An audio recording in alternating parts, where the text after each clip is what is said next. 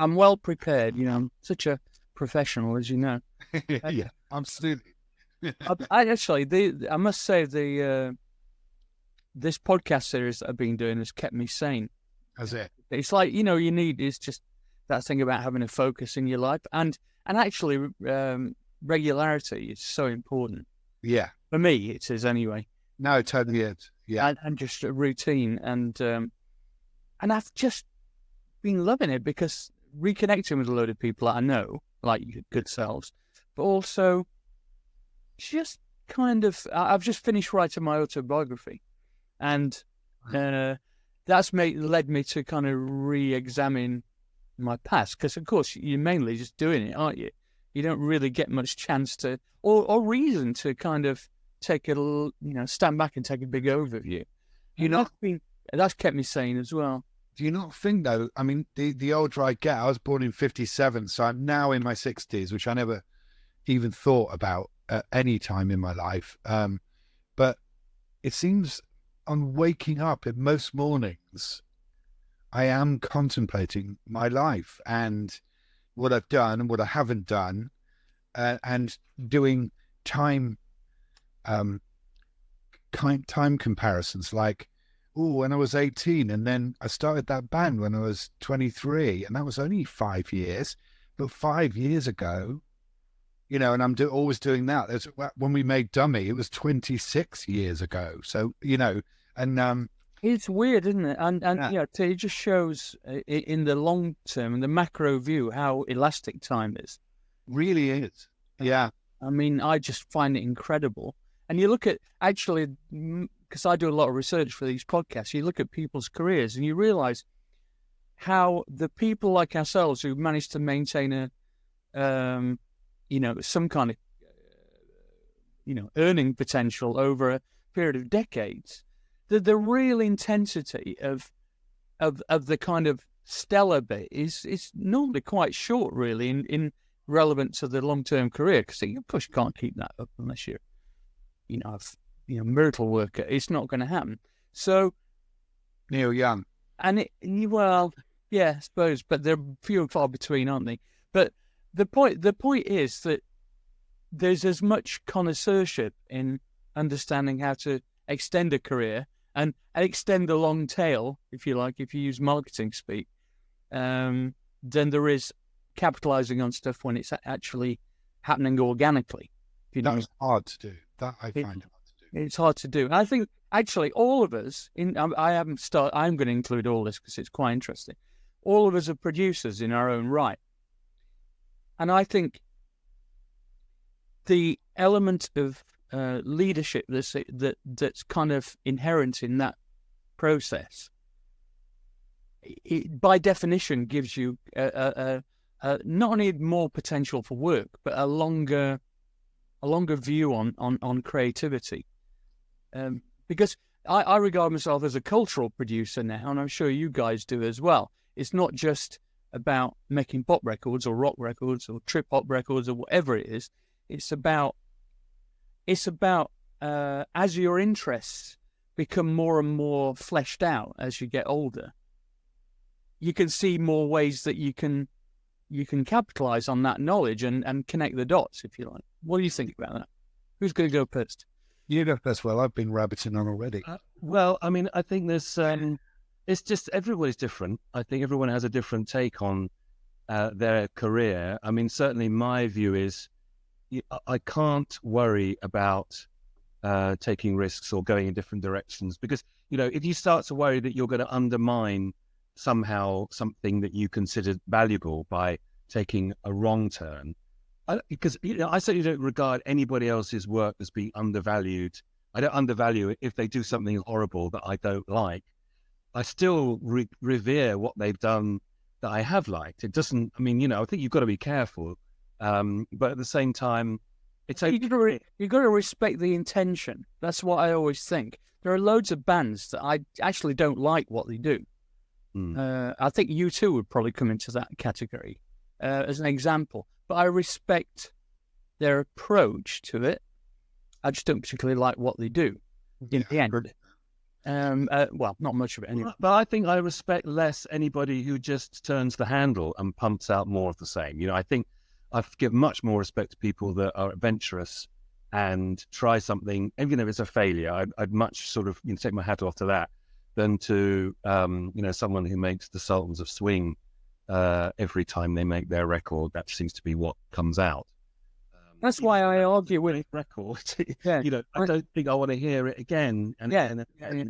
I argue with my students because they're often taught by other tutors on the course that I'm a principal of a MA course in songwriting and all that stuff and production. And I often argue with some of the tutors who teach them this nonsense. I think it's nonsense anyway. This idea that you've got to make yourself a brand. Like, I mean, I say to them, look, if you're any good, you become a brand by default. That's it. That's who you are. Portishead is a brand. Goldfrapp's a brand. But you don't go, right, my first intention is to be a brand. Because that's arse about tit to me. Oh, by the way, I love swearing on this podcast. If you ever want to swear, I'm calling out. Naming and shaming. Oh dear. But what do you think, Adrian? Well, I agree with you. I think that I can only speak kind of personally, and that is, I've never ever thought of anything I've done as a brand. I would say something you said earlier that it's something I find hard to.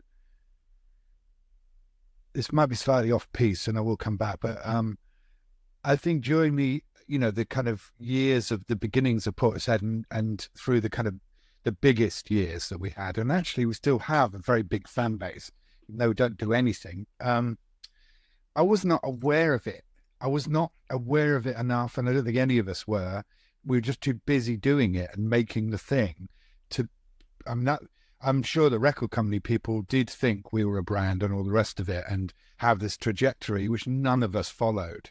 And I've never ever thought in that way. So that's so for me, creativity is always forward. Yeah. And I have no desire to repeat anything at all. And I find constant inspiration. If there's bands that are shitty or music is shitty, I'll just, that can go ahead. I'm not interested in that. I need burning fires ahead of me to help me forward, and I find it all the time. There are fantastically creative people who are long dead and who are now making music, and I find inspiration from all of them. They're long dead and making music. That's quite well. Their legacy. I'd like to meet a few of those. And the apocalypse. Yeah. Well, we had a dinner party idea with the kids last night. We had to pick 10 people, dead or alive, to have a dinner party, and there's quite a lot of dead people involved in that. When did you come up with them? Me. Yeah. So you told me about was Fran Lebowitz, and Patti Smith, Kim Gordon, Nicholas Rogue. I'm trying to remember now. Jarvis. Yeah, that sort of thing. Oh, I tell you who I did a podcast with last week, Jerry Casale from Devo. Oh, yeah. Which one was, yeah. Oh, fucking hell. I mean, I've known him for ages because we used to have the same manager in the 80s, but to have the absolute joy of digging deep into his kind of conceptual art for an hour was just mind-bending.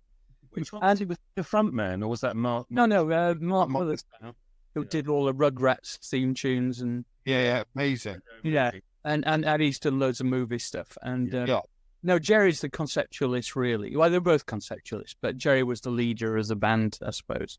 He said that the epiphanal moment in his life was he was at the Kent State massacre. And he was actually in amongst the students. He could have been one of the guys that was shot. And I think he said he kind of changed his life into an activist, really. And a guerrilla artist, I suppose you'd call it, but in using rock and synth pop as his tool of choice. It's interesting, isn't it? Yeah. How things come That together. record, Yoko Ono, definitely changed my life. I was one of the ones that made, that obviously. The Yoko Ono. Yoko Ono with the video, which is Yeah. Whistle Test or something, back in the late 70s or early 70s. I'd bought, there was around about that time, I bought a book by Yoko Ono that she brought out, which is part of a kind of swathe of work to do with an exhibition and stuff. And I thought, what is this bollocks? It's utterly shit. And I love art. So I'm going, I think she's a charlatan. And then what I realized was that over the following years, I kept coming back to it until I kind of got it. The elegant simplicity of it, and I suppose going to Japan helped, and understanding that kind of elegance in their culture historically. And interesting, isn't it? So, funnily enough, at the end of the interview, I'm going to ask you some kind of smash hits type questions about, not favorite color, but various favorite things. And one of them is like there must be some kind of life-changing realization that everybody has in their life at one point, some epiphanal moment. And I was going to ask you what that was, but it sounds like that might have been one of them. Well, I'm still waiting for mine. You want more? I mean, you want it to happen every day. Right? Yeah, absolutely. Yeah, I think you've had some epiphanal. I think you've had some we definitely have light bulb moments. Yeah, there is. I've had a few actually, and at the beginnings, probably not long after I met you, Will, I was playing jazz, wasn't I, a lot, and I suddenly realised that when I heard Public Enemy for the first time, and then associated hip hop people, that it was. And at the time, I was playing with somebody who was epic and a hero of mine. And I realized that I didn't want to have anything to do with anything that I'd done in the past. I would use the knowledge I'd gained over my life, and I wanted to go in this direction. And it was me and my friend Clive Dima, who Will and I both work with, who drummer, were working together on various things. And he was my sort of ally in that, we were listening to Public Enemy through one speaker in my fucked car. And just, it changed everything for me completely. And then, led into another chapter, So you created your own beats? We did, yeah. That's very much Jeff's thing, really. But my input into that was knowing about the sound of a drum kit and not to smash the fuck out of it all the time, to actually just play with the jazz. A lot of the players on the records that we loved, like Lila Schifrin's records or brilliant, all of them, those players, Hal Blaine, all of those people did it from jazz. Yeah, they came from jazz, and they had a very light touch. I mean, of course, I love John Bonham, and I love Sabbath drummer, all of that. But in this context, it was the lightness, the tuning the kit, having the kit right, not to use too many mics. Actually, at that time, there was a lot, because we were younger, lots of studio people would say, oh, no, you can't do it like that. Yeah. You can't do it like that. Well, why can't we fucking do it like that? Because it sounds great. Well, I used to, I mean, when I was starting my production career in the early 80s, I used to tried different drummers, and the ones I used to like were the guys who did the simple stuff. Yeah. But there were people, often the wires got crossed, and they turned up with, like, I remember Simon Phillips, Simon Phillips? Yeah. Famous. And he was like 20 when he was just starting on the session scene. And he turned up with 3 kick drums, about 15 cymbals, a fucking gong, 2 snares. I'm going, what the fuck, are you an octopus? What's going on here? This is not going to work. So, 2 hi-hats, what the fuck? I know. And then Chinese cymbals and all. I'm going, look, I tell you what, let's make it dead simple. Get rid of all that shit. We'll have a kick drum, a snare, hi-hat. Bear in mind, I was only like 24 myself at the time. And he went, oh, it sounded really... He had like, oh God, roto toms and literally about 18 toms. He could have gone round in a complete circle. And God bless him, just enthusiastic. I think he was just overwhelmed because he got a sponsorship from Yamaha. That's what I was going to say. They get sponsorship deals. And then, you get a choice of 25 cymbals. You're going to choose. I'll have them all. Have them all. So, Will, I'm going to move on to you. It's a bit like I should have a chess clock between the two of you. That'd be funny. Yeah. So, Tears for Fears. Tell us about that. Oh, Tears for Fears. Well, that was... I was obsessed with them. Oh, were you? Yeah. I absolutely adored Tears for Fears. Really? I adored you, because they came up slightly behind you, did they? Right. And they were, I don't know where it came from, because it was, they were so young. I mean, Roland was 19 when they made the first record, and then when I was working with him, he was 21, and he was just like a puppy, because he was, he'd say to me, Will, do you want a cup of tea? I've just learned how to make tea. And so he went around making everybody cups of tea. But then he could be totally brutal, in the way that young people can be. You had this habit of when something wasn't working, he'd just go like this. As if to say, cut me. Oh, right. So very young. Everyone would go. And it was great. Yeah, it had a brutal side to it. But I think I was so lucky because I was there learning, from a fly in the wall perspective about how a band, is successful, because you have to make a lot of right decisions in a row. You can't, there's usually a point where a band will make a wrong decision and then that's it, because things move so fast, it's so quick. The industry is also brutal. They just seem to make so many right decisions in a row, and it was wonderful to see it unfolding, because I'd see Roland with his manager and he'd go like that, and that another wrong decision that he's swerved. How much of their sound was down to the producer, and how much was down to their arrangement ideas and stuff like that?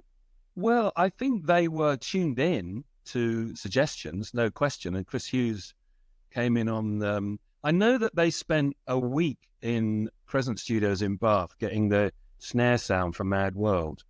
So they already had that kind of obsessive OCD thing going on, which is why I think some of their records do still sound amazing. I heard Sowing the Seeds of Love from across the road coming out of a transistor radio on a building site, and I could hear every single part. Yeah, it's incredible. The thing about their records, and I'd have to give the producer a large part of the credit for it, is they sounded timeless, and that's something I always used to strive for. I would run away from anything that kind of pinned what we did down to a particular moment in time. Yeah. And I think they achieved it. I think they sound fresh. And there are lots of bands, not so many, but I mean, there are plenty of bands who have this kind of timeless quality. Yeah. I'd like to say a lot of what you guys do is separately and together comes into that category. It's something I particularly aspire to. I think also there were within that, when you just talked about Mad World, it's an amazing song. You could just play that on a guitar. Yeah. Got to number one. I heard it the other day in Donnie Darko, and is it in Donnie Darko? It's in something like that. There's another version of it, and it's unbelievably beautiful and brilliant song. Yeah. And it's beautiful as well, actually, underneath all that beautiful, epic production. It's kind of quite elegant, Yeah. And almost, sing-alongy, in some respects, which is the secret, isn't it? Okay, I'm going to get back on track here. I always end up, I've written like all these notes, right? Well, that's the beauty. Oh, that's the approach. 2 questions, don't you? And then you're off. That's it. Exactly. But it's good. Because the whole point of these podcasts is people are in tune with each other. Terrible pun, I know, from musicians, but on the same page at least. Yeah. So just going back to Will for a sec, since he's at the top of the page here.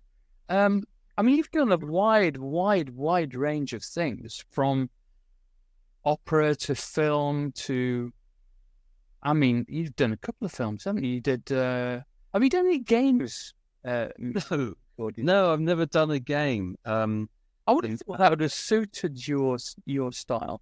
I think I'm just slightly the wrong generation. You know, my son is affixed to his computer screen, like, you know, sticky toffee, and I can't, you know, because I spend all day on a screen writing music. I just haven't ever had the chutzpah to get, you know, stuck into the gaming thing. And I think you probably do have to do that, maybe, or that, you know, I don't know. I mean, I'm sure. I mean, the thing I really like, I remember when I did this touring show called Future of Sound, where I invited people to participate and imagine how sound was going to be used in the future, particularly 3D sound, because that was what I was interested in and am interested in. And one of the guys came from Sony PlayStation when PS2 first came out, and he was showing us the techniques by which they created the soundtrack for the Harry Potter games. And the sophistication and the expense. I mean, they had a full 100-piece orchestra in Prague, and they created all the cues that were, I can't remember, there's a word for it, isn't there? Where it's all interactive and dependent on the game action. But they all had to be capable of being blended together in a seamless manner. So that it's like, you say you approach a certain, I don't know, well or something in the game, and depending on how fast you approach it and with how much trepidation, the soundtrack changes and the orchestration changes. And I'm going, this is absolutely mentally complex. So I'm not just talking about doing music for, you know, Call of Duty or something, or those kind of jukebox games. I'm talking about the really complex and delicate live soundtracks that are generated by these things. I would have thought it'd been great for you guys anyway. I'd love to do one of those. Maybe we should. One would like to try anything once. But it sounds like 3D chess, doesn't it? I mean, yeah. I mean, we are. I mean, there's more money in games now than there is.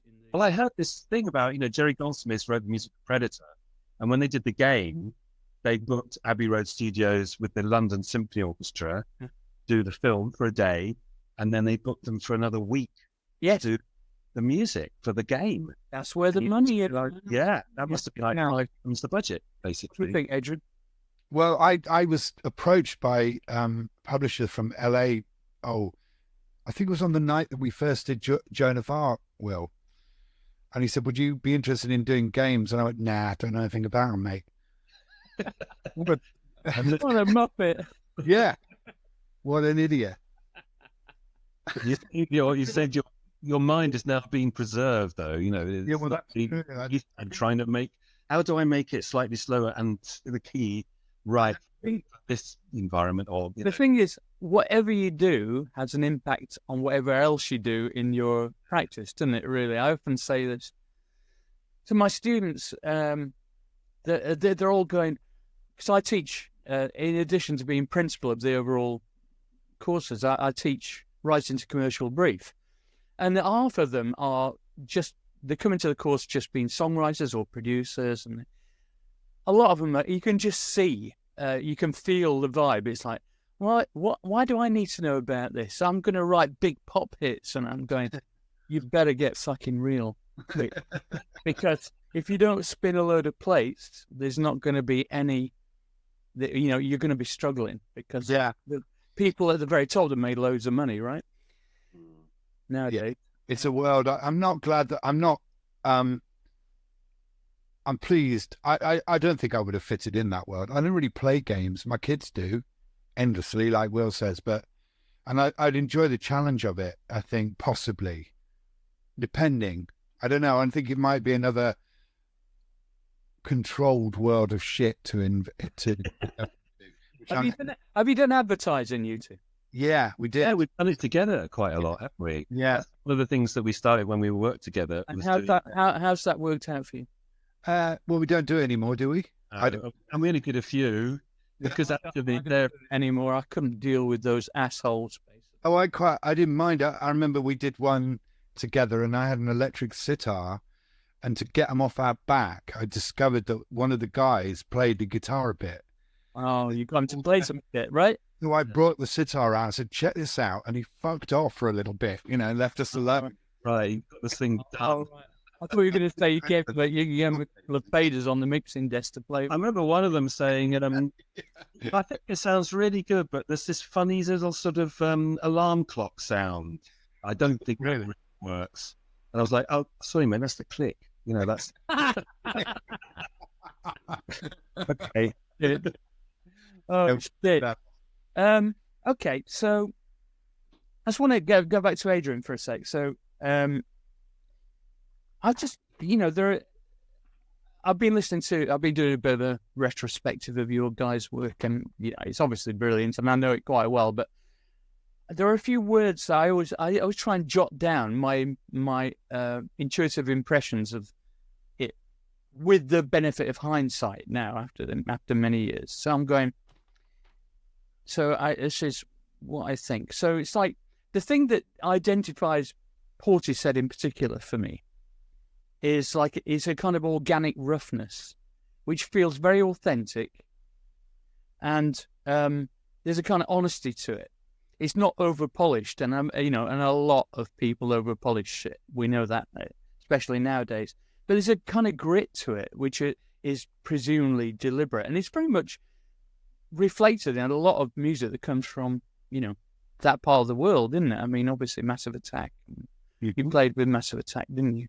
And well, you're interesting because you're there aren't that many people who have that kind of depth of knowledge of how of guitar and tone in guitar, who just turned their back on that kind of knowledge and then decided to repurpose that kind of DNA into something as atmospheric as I mean, you are, I think, a master of creating this kind of strangely nostalgic but futuristic kind of soundscape thing, and I love that.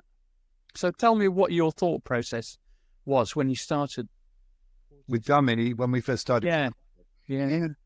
Like I said, I it's funny because it comes from different places, and what your work ends up as is probably not what you started it as. Yes. So the references would have been people like Tribe Called Quest, and Jeff definitely came from the DJ end of things, and sampling. He's absolutely brilliant at it, and he taught me lots. And I brought what I'd learned. I didn't totally discard my past, but it wasn't that interesting to me in its pure form. So I was looking for this new road ahead, and actually a lot of what we did was based on what we had, and that was very little. I saw somebody talking about the owner of Coach House Studios, which is where we recorded the Dummy, or mixed it and did the tracking onto 24-track tape. And he was saying he had lots of people ringing the studio saying, how did Portishead get that sound? What was it? And it was, hang on.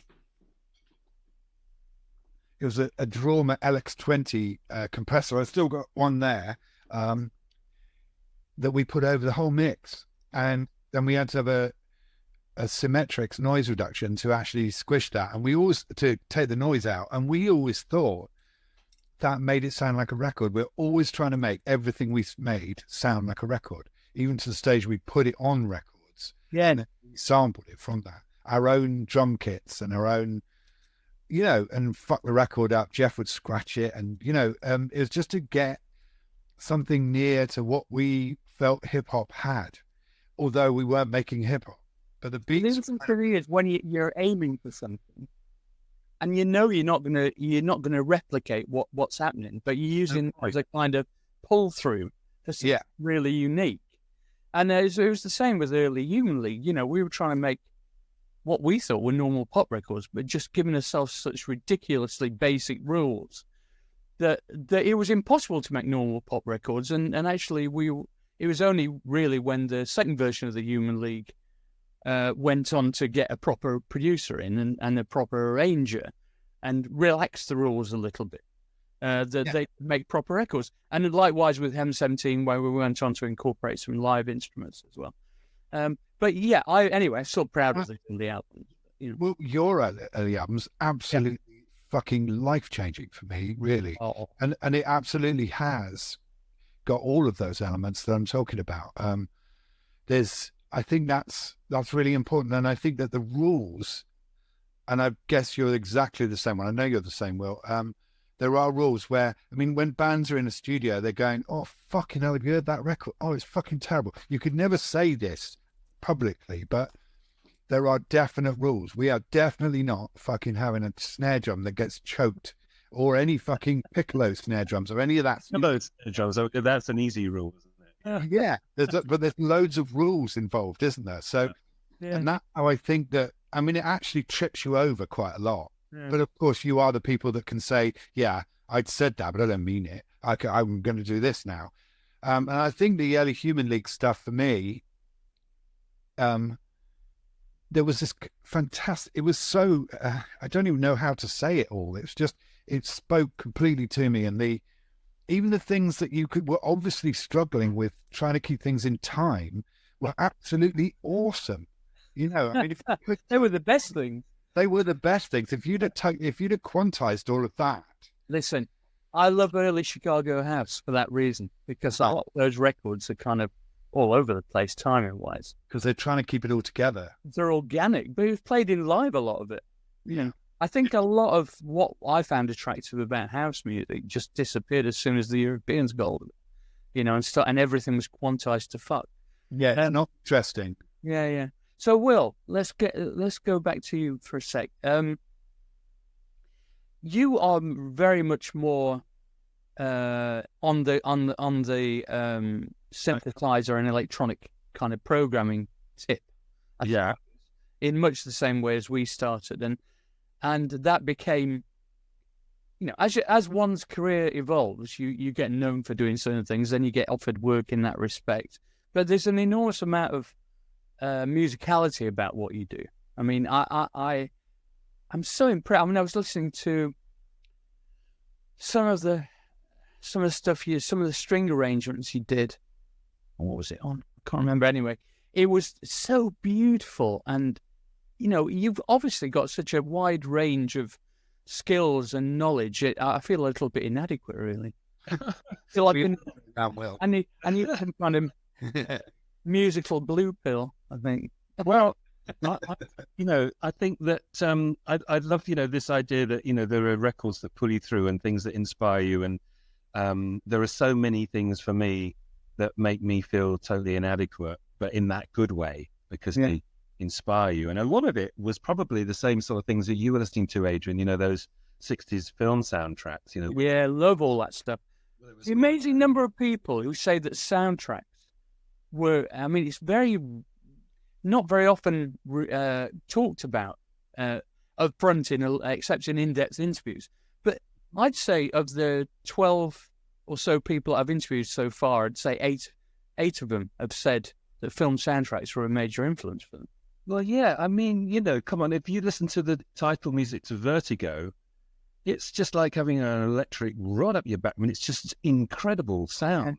And then you get to Morricone and the incredible collision of, beautiful muted viola playing against fuzz guitar. Or you get Jerry Goldsmith, you get somebody throwing a gamelan orchestra down the road into a space echo with a full brass section. Or, you get these incredible eclectic mixes. You can imagine, I suppose I always used to fantasize about recording studio setups that would be my ideal kind of fantasy setup, which would be, a gospel choir there, a load of Indian musicians there, some incredible timbali Latin people there, Bernard Purdy and a jazz group there, and then behind me, Vic Flick on electric guitar, and then some amazing, beautiful singer and an orchestra, because that seems to be what you were allowed to have in a film score. Yeah.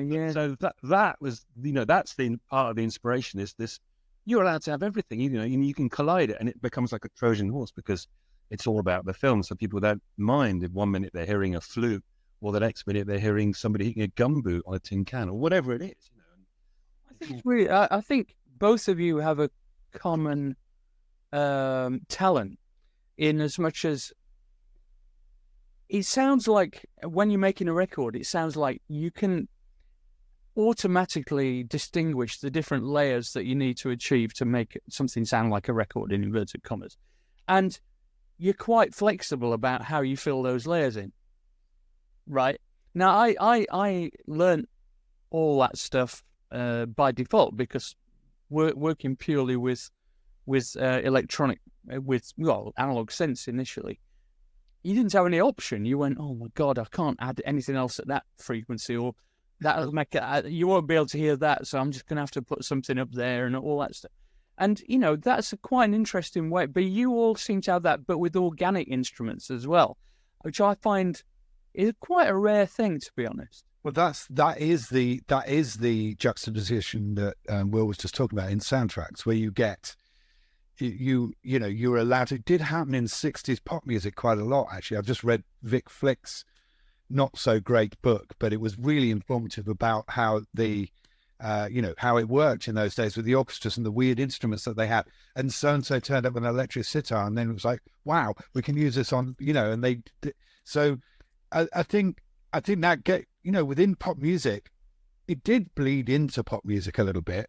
And there were, like the Stones had recorder and they had sitar and they had strange stuff that you would not have heard in pop music. But soundtracks were absolute carte blanche to make it a homogenized instruments from everywhere else. And I think that Will and I share that massive interest in that juxtaposition and connection of things, starting with Morricone is obviously that incredible, but all the way through really. And I was thinking also that some of the stuff was really force fit. I was looking at Cool Hand Luke the other day, which you would think would be like a blues soundtrack, and it totally isn't. It's complete cheese, but it's beautiful, And also the idea that I've not interviewed him yet, but David Borjas from White Noise. Oh yes, I respect David. And the whole BBC Radiophonic Workshop thing, and the nature of tape manipulation is kind of like a precursor to hip hop in some other ways. Yeah, obviously, tape manipulation was the only way you were going to achieve anything that was going to become kind of sampling in the future. Mm-hmm. So, I love all that stuff, and I love listening to a record. My big thing, and when I'm explaining it to my students, is if you scan through your song that you've written and the arrangement, and you scan through from minute 1 to minute 2 to minute 3, and it all sounds kind of the same, then change it. Why do you have to? Why does it have to be this? Why don't be lazy? Come up with some new ideas. There's all sorts of ways you can alter things, and I think that I do honestly think that the incredible level of options that we have in terms of ready-made sounds. I mean, what pisses me right off? I'm on certain box now. It's four double cortados in. It is this. These sites you go to. What is it? Splice. There's one called Splice, where it's like, sick beat, man. Yeah, and you just buy a beat. I know. Like a record. And it's like, what the fuck's that all about? Yes, go and buy some vinyl, sample your own fucking beats, and buy the rights. I mean, that's a. I think that will probably fade itself out. I hope so. Anyway, I mean, it's pretty dull. Looking like it is massively popular. Yeah. So it's McDonald's. McDonald's for me is exactly the same analog. Where it's force feeding you food which has got no nutrition, and by nutrition I mean it's got no melodic variation, content, or generosity. Like that was the other thing about the 60s, all the songs that you had at least 4 kind of hook melodies, and whether it was the verse, the bridge, the middle eight, all of those bits would be like almost what someone would take as a song. But they have, because they sampled bits of them and turn them into a whole song, as if to say, hey, you wasted, you put 4 ideas where 1 would have done. And I'm like, no, I want 4 ideas. No, I don't want just bloody, a baked digestive biscuit as a burger, or it's like, you're right. It's the same. It's fast food mentality. But I don't let any of this worry me. Like I said, I've got 5 kids and they are teenagers mostly. And quite a lot of the music they play is music from the past, you know, from the 60s on through the 80s hip hop. But then every once in a while, there's some dreadful piece of shite that comes on that, and I just absolutely bypass it. I've got a shit bypass and I just go, yep, that's gone. I could only, at the age of 63, focus on the things that really make me feel okay. So I'm never going to look at that site you just said about, because it will just do the fuck out of me. Oh no, it would destroy your mind. Yeah, because I think I'm going to stick with my mate Neil Young, you know, because whatever he does, you know, it's coming from him. You know what I mean? Yeah. With all the other people that I utterly love. But his autobiography, the last one he put out, was one of the worst autobiographies. It's really. And I love Neil Young. Oh my God! And he talked about cars all the time. I know, he's wicked. And he shouts to people. He shouts out to his ex-wife, and he's talking about it. He said, "I didn't treat her so well. Oh man, if you're listening to this, Mary or whatever, sorry." Listen, this is flying by, so we I better get on with some proper stuff here. Hold on. This is all pops, to be honest. Let's talk about the Moog Ensemble, because it's something we've all got in common to a certain extent. But tell me how that evolved. I suppose Will to start with. Will Gregory, the Will Gregory Moog Ensemble. I know Ross, one of the band members, wants me to call it Will Gregory and his Moog Ensemble, you know, like the Duke Ellington Orchestra or something. Oh, yeah. But I think it's I shouldn't really call it that. It's just the Moog Ensemble, isn't it, really? But and then it's pronounced wrong. Everyone should be saying Moog, shouldn't they? But is it so? Ways. It is Moog. Yeah. Anyway, but yeah, I mean, Adrian is partly responsible because a long time ago you phoned me up and said, I've got this Korg synth that I think you should buy. I've got 2 of them and I can't have both. So I think you should buy the other one. And that was my kind of... and when was that synth? That was a Korg. It was 20. MS-20, yeah. They're good. Yeah, it's good. And then, yeah, I loved it. And it ended up, I used to play it live with Goldfrapp. But before that, I mean, we all heard the 1969 record Switched On Bar. Well, that's what turned me on. Yeah, me too. Because that was just like, oh, hang on a minute. This is the future, isn't it? You know, it's not just Stockhausen that we have to accept as this dystopian kind of noise, incredible. Yeah. Melodic, yeah.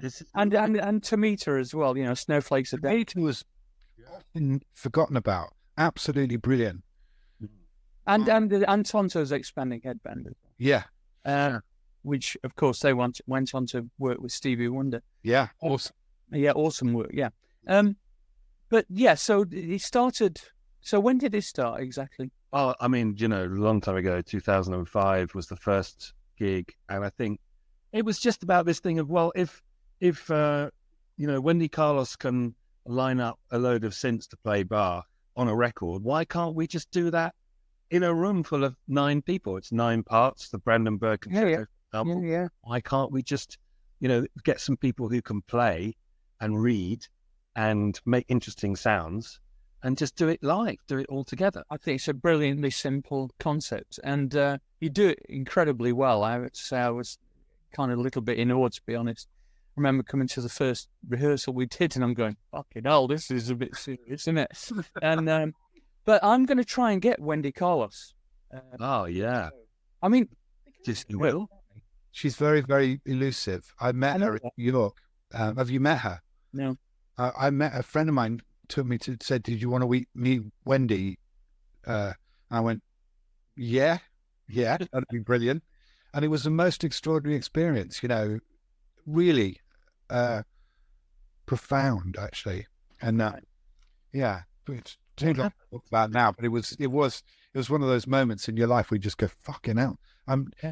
You know, she brings out the record of The Shining and you go, fucking hell, fuck, you know. Part of my soul, yeah. And hey, you know, she puts out, it's really weird. I think she puts out her own records on her own, only via her own website. So there's a load of rarity stuff from like the Clockwork Orange soundtrack and various other soundtracks that have never seen the light of day. They're only available on her website. There's an album called The Knife. I don't know that. Which is amazing. And that one, have you ever heard that one?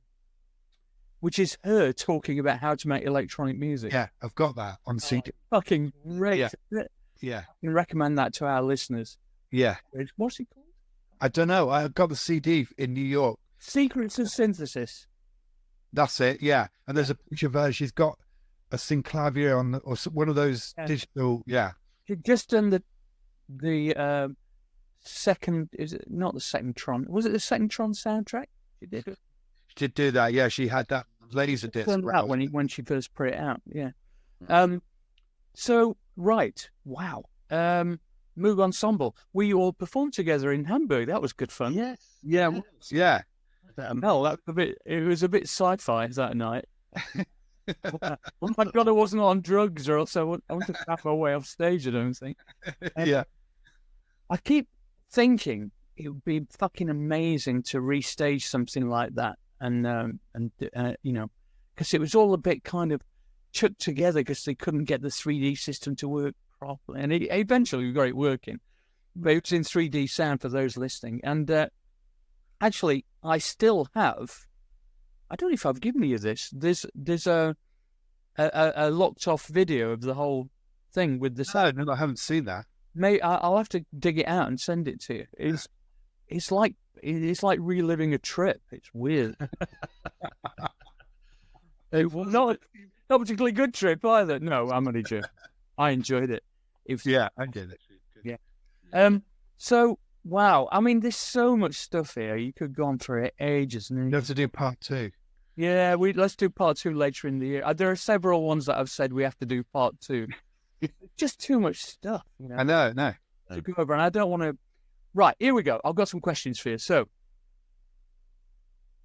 I've wrote down analog versus digital. Tell me what your thoughts on that are, both of you. I mean, synthesis. I like digital, early digital stuff, 8-bit. I love early digital effects, 8-bit, 12-bit effects. I think the Akai 950 was magnificent. I think you can make. I mean, I love the sound of old analog synths. There's no question about it, and the drifting tuning is all part of it. Same with Wendy Carlos. You know, the tuning. She must have really struggled with that to try and keep it as in tune as possible, but it still isn't, and it sounds amazing. So I'm a firm believer in all things, actually, whatever you want to use. That's not me copying out. That's actually, you know, because I think you hear Fairlight now, and it's just amazing, isn't it? You know, some of it. Some of it. Yes, some of it. Yes, some of it. No, whereas everything that comes out of a modular Moog, I would go, that's fucking awesome. Okay, Will? Yeah, I go along with it because I think what you're always looking for is character. Yeah. And it's whatever delivers that. And sometimes the most limited things can have those of character, but partly maybe because when somebody was told to make the sound, you know, this instrument sound good, like you're saying, like a 900 sample, you know, the cello sample on that, you know, because you only had, I don't know, what was it, like 2-3 seconds or something? Yeah, very little, Little. The limitation. Everything. Yeah, you know, I actually use that more than I use like a big sample library cello sound, because the person who made it had to think, how do I make a cello out of 3 seconds, you know, go across a keyboard? And so they had to really, you know, work at it. And, whereas, you know, if you've got, you know, 68 gigabytes or terabytes of sample, you just go, right, just play all the scales, all the dynamics, thank you very much. And you I was very pleased with. I mean, we had a Fairlight, and we weren't so enamored of it, but it had some good things on it. But then I bought an emulator too, which I really loved. Oh yeah, loved. And I still like their library actually. And we had one of those Nito optical drives that cost fucking $3,000. to play a fucking CD-ROM, you know. God almighty, were we ripped off. And but you had an advantage over people, you know, as that if you had that technology. Yes, and but I also then I didn't get into the Akai thing. I didn't really like the sound of them, but I did buy a Roland S700, was it? Oh yeah, Right. Yeah. Yeah, and the quality of the D2A converters was so gorgeous, and the samples sounded so realistic. It became my go-to kind of production tool for like nearly a decade. Really? Yeah. Yeah, I still. Well, I felt the same about the 900 or the 950, and then the S700. I thought that. Yeah, but I'm Ryan. You're wrong. Yeah. Oh, I'm only joking. And then this begs the question: lo-fi versus hi-fi. You know. Both. Yeah, it's both, isn't it? You can't have one without the other. That's I just going back to Portishead for a second. I think that's what you absolutely fucking nailed. Is this combination of lo-fi and hi-fi, and that was really quite unusual at that time. There weren't that many people doing that shit. I think it came from the Akai. I think I won. Touché. No, I do think it came from the low bit stuff we were using, but also we did work in a decent studio with vintage compressors and stuff, but you know, we really liked the shitty stuff that we had. And I played guitar that I found in a skip rather than my really nice guitar, because it just sounded like a nice guitar. I'd rather have something that was, you know, completely shit sounding. Because quite often, you know, like Chicago blues players, they didn't have any money. The sound of those guitars was absolutely fucking awesome. And it, but it was fucked. You know, they had odd strings. And so, yeah, I think it was just how our head was. But when we were recording some strings, and we didn't know how to do that either, we tried to get it with as much fidelity as possible. Yeah, good. But it's actually, what I'm saying is that it's that contrast, that juxtaposition is what I love. Really emotionally engaging, because you're triggering a kind of, the contrast creates a sense of you're doing the lo-fi stuff deliberately. If it was all lo-fi, it wouldn't work. No. It just sounds shit. Yeah, it'd be annoying. Because you're going, they must have done it. It's like when you do, I love that plug-in speakerphone, you know, where you simulate different environments. I just think it's such fun. Whenever I'm short of an idea for a production, I just start pumping stuff through that and something. Right. And anyway, so we're at the end of part one. So I'm going to ask you some stupid questions now, just for fun. And I'll start with Will. I'll go through them quickly, right? So you don't have to think about these too much, and it's not definitive answers. It's just kind of word association almost, whatever first pops into your head. So what's your favourite film? Favorite film, or one of them? One of them. Well, I mean, you know, Kubrick stuff is pretty up there, isn't it? I think always. Dr. Strangelove, I do really like that. It's so ahead of its time. Okay. And still very relevant, unfortunately. Great. So, TV program, old or new? TV series. Yeah, you know, and as a kid, I used to watch Batman. Oh, I love that. Yeah, I used to really look forward to that.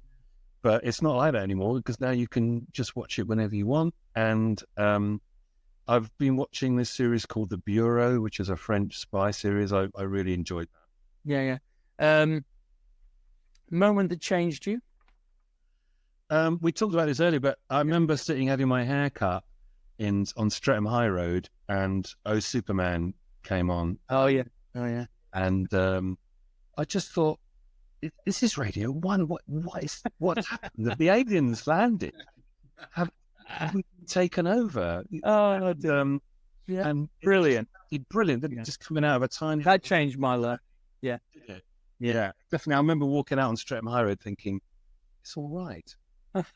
Even out on Streatham High Road in the early 80s, it's okay, you know, because there's other minds out there that are brilliant. Yeah. Book? Well, I like Neil Stephenson. I've been reading a lot of Neil Stephenson books. He's a kind of sci-fi, but they're very big and heavy and a bit annoying. But I do like Neil Stephenson. Yeah. Okay. Visual or conceptual artist? Well, I like Ai Weiwei is amazing, isn't he, at the moment? Yeah. I've been getting into that. But I also like Klaus Oldenburg. I really like. He made all those soft sort of things. Yeah. I was very into him for a bit. And favourite synth? Favourite synth? Well, at the moment it's the Arp Odyssey, but that's just because it's come back from the repairers and working, and I absolutely adore it. Oh yeah, it's meaty, isn't it? Yeah. Okay, I know that you've got to go at 4, so I'll zip through this, Adrian. Your own. Favourite film. Favorite film? It would change by the minute, but Apocalypse Now comes to mind immediately, and I love the soundtrack as well, which is Brilliant soundtrack. TV series. Currently watching Fran Lebowitz on the recommendation of Will, which I love. Also piling through all the Marvel comic stuff with my 11-year-old son, which I'm loving. Absolutely love Iron Man, and I love the track Iron Man as well, by the way. Really? We're moving house at the moment now. I just rediscovered about 400 Marvel comics that I've forgotten now. Oh, I never got into it, so From the 70s. fantastic. You're a rich man now, then. Oh, no. Book? I'm currently reading Kay Tempest's latest book, but I'm also Patti Smith's books. I'm great. I used to love J.P. Donlevy as well back in the day. I mean, many books. Yeah, of course. We're all big readers, aren't we? Visual or conceptual artist? Well, the same thing, really. I'm a really massive fan of Peter Howson, the Glasgow painter. Yeah. I'd have him. Banksy. I love Banksy's work always. He came busting out of Bristol and is very relevant, I think. And life-changing realization. Well, one of them was the hip hop thing, but you can stick with that if you want. It's fine. Yeah, I mean, any favorite synth? My favorite synth, it would be Moog Modular. It's got to be close, hasn't it? Because it's like you can do anything with that shit. Yeah. That's it. Okay. End of part 1. What an absolute, and we finished more or less on time. Thank you for that as well. That's an absolute pleasure. You know, it's always a good sign when you get 2/3 of the way through and you realise you've not even addressed anything you've written down in terms of notes. That's good. But thank you so much for your time. I really appreciate it. And we'll do part 2 later in the year. Absolutely awesome. Yeah. See you later, guys. See you later. Bye. See you. Bye. Bye.